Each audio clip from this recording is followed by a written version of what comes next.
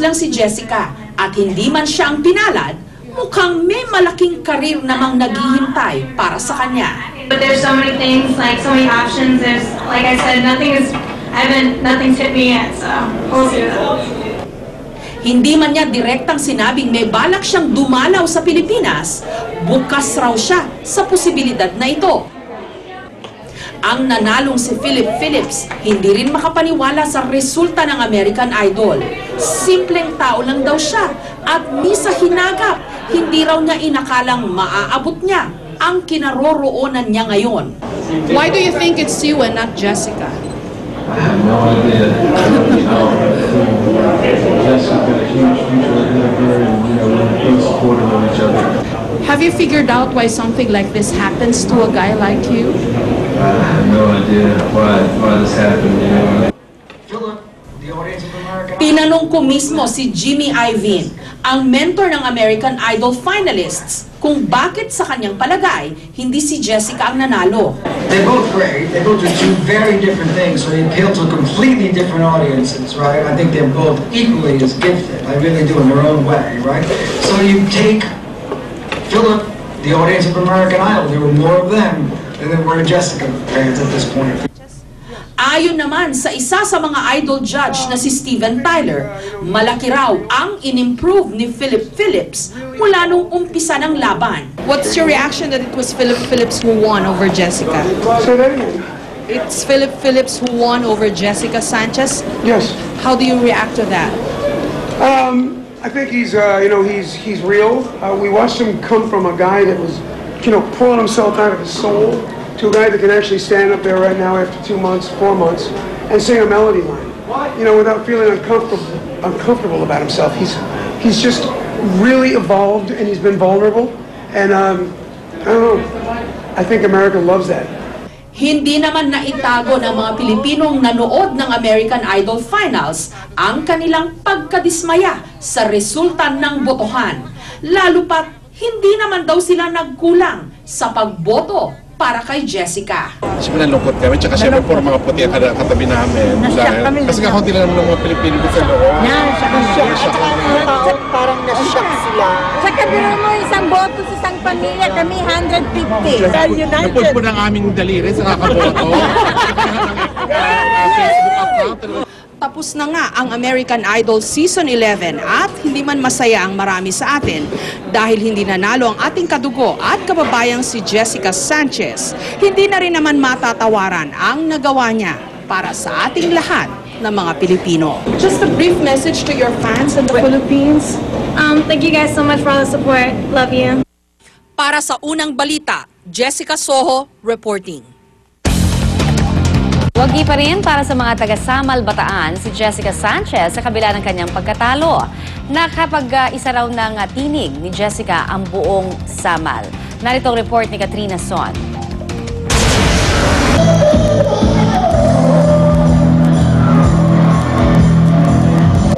Maagang gumising ang marami sa hometown ng ina ni Jessica Sanchez sa Samal Bataan sa araw ng announcement ng American Idol winner. Ang ilan, nagbihis Jessica pa. Ako sa kababayan ni Jessica Sanchez by way of supporting Jessica. Kaya siya in-impersonate ko, wala nang iba. Kaya proud na proud kami kay Jessica Sanchez. I'm proud to be Pinoy! At nang magsimula na ang huli sa 2-episode finale, lalo silang naging excited.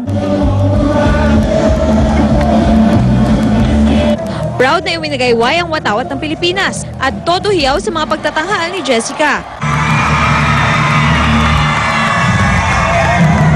Pero nang i-anunsyo na kung sino ang mananalo, nagkaroon ng konting katahimikan. Hawak kamay ang ilan at tumaas ang pangalan ni Jessica ang sasambitin. Pero nang banggitin ang pangalan ni Philip Phillips, hindi na itago ng marami ang matigilan. Medyo kinakabahan ako. I was expecting Jessica Sanchez ay sisigaw, no? Tatanong sana, pwede ako makatalon. So I think, she did her best, and we did our best to support her. Kaya naman tuloy pa rin ang pagpapaulan ng confetti para sa unang may dugong Pinoy na nakaabot sa finals ng American Idol. Ang ilang kaanak ni Jessica, excited daw sa magiging karir nito matapos pahangain hindi lang ang Amerika kundi ang buong mundo. Medyo kahit na malungkot kami ng konti, dahil sa hindi siya nanalo, puso. Proud din ako sa iyo. Gawin panalo para sa amin. Higit dito, ipinagpapasalamat daw nilang napagkaisa ang buong Samal dahil sa musika ni Jessica. Para sa amin, ikaw ang pariyan number 1 dahil napakagaling mo. Para sa unang balita, Katrina Son reporting.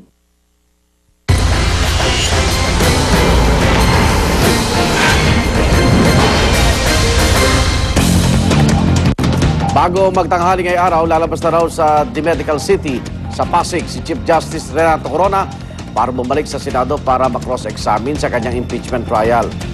Pinapirma na lamang ng waiver ang punong maestrado na nagsasabing voluntaryo siyang aalis ng ospital kahit pinipigilan siya ng kanyang mga doktor. May live report si Salima Refran. Salima! Igan sa kabilangan ng payo ng kanyang mga doktor, tuloy na daw ang pagbabalik sa impeachment court ni Chief Justice Renato Corona ngayong hapon para sa kanyang cross-examination. Kahit stable lang ang kondisyon at hindi rin inatake sa puso, tutol ang mga doktor na pabalikin pa si CJ Corona sa Senado. Pero ang punong maestrado, desididong patunayan ang paggalang niya sa impeachment court. Sabi ko sa kanya, hindi natin maiwasang hindi kayo humarap. Baka akalain ng husgado na talagang parang hindi kayo nagbibigay galang. Pero ayon sa mga doktor, delikado para sa punong maestrado na sumalang muli sa witness stand. The risk of an acute coronary event occurring in a highly stressful circumstance is real. It is the consensus of the medical team attending to him that attending the Senate hearing will pose a risk to the Chief Justice cardiac status. Kaya naman pinapirma na lamang nila ng waiver si Corona. Nakasaad sa waiver na nilagdaan din ng kanyang mag-iina at mga doktor na voluntaryong lalabas ng ospital si Corona para dumalo sa impeachment trial sa Senado, kahit pa naipaliwanag sa kanya ang kanyang mga sakit at posibleng komplikasyon nito. Wini-waive din ng kanyang pamilya ang karapatang kasuhan ng ospital at mga tauhan nito sakaling may mangyari sa kanya. Base sa mga pagsusuri, tumaas ang troponin T level ni Corona o yung protein na nilalabas ng kanyang puso dahil sa kanyang problema sa kidney na komplikasyon naman ng kanyang diabetes. Sumailalim na rin si Corona sa 2 heart bypass procedures. It is to the welfare of the Chief Justice that he undergoes further medical evaluation of his cardiac status. After he goes to the Senate, he comes back here, and if everything is over, I think then we can devote more time really evaluating his medical condition, because we still have to do quite a number of tests.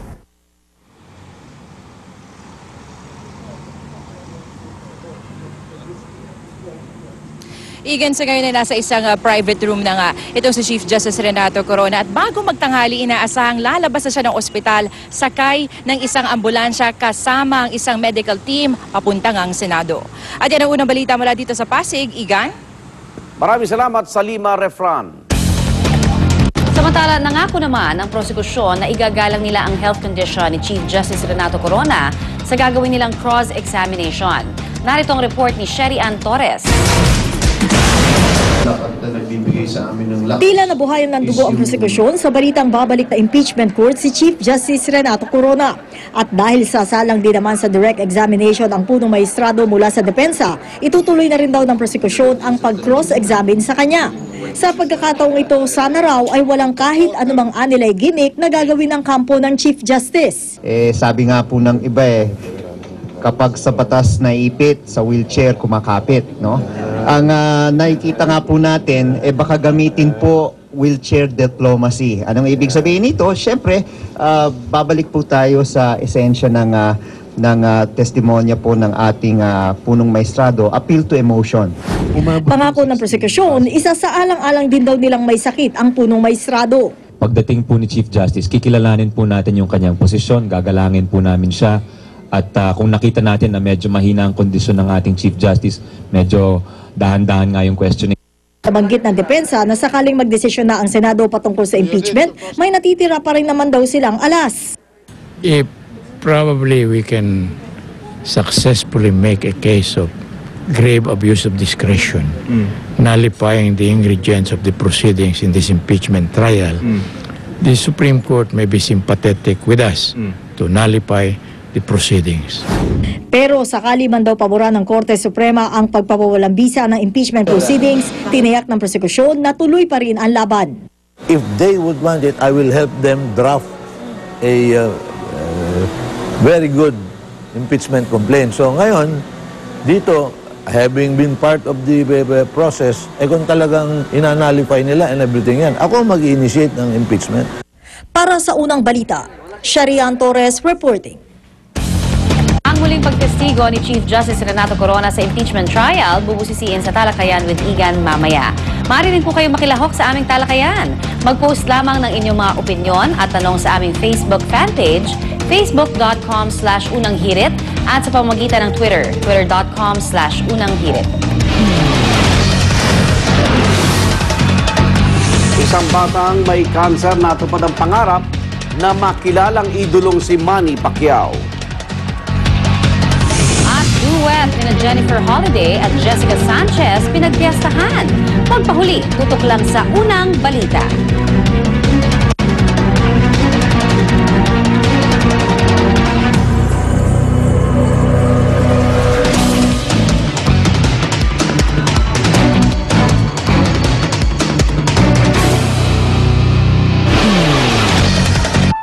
Alam kong hindi ako naging mabuting ina sa'yo lately. Pero dahil lang ito kay Zen, siya ang anay na sumira sa pamilya natin. Si Zenny ba talaga ang dapat pagbintangan? Ano ba ginagawa niyo dito? Humihingi kayo ng pampiyansa sa daddy ko? Pakinabangan mo na si Angeline. Pati ba naman daddy ko? Furtunista! O ang galit ni Roxanne na tila walang katapusan? Ba't tinuturuan mo maging masama si Vanessa? Magmula ngayon, wala na akong pakialam sa'yo. Hiram na puso pagkatapos ng Itbulaga. Ilabas na ang inyong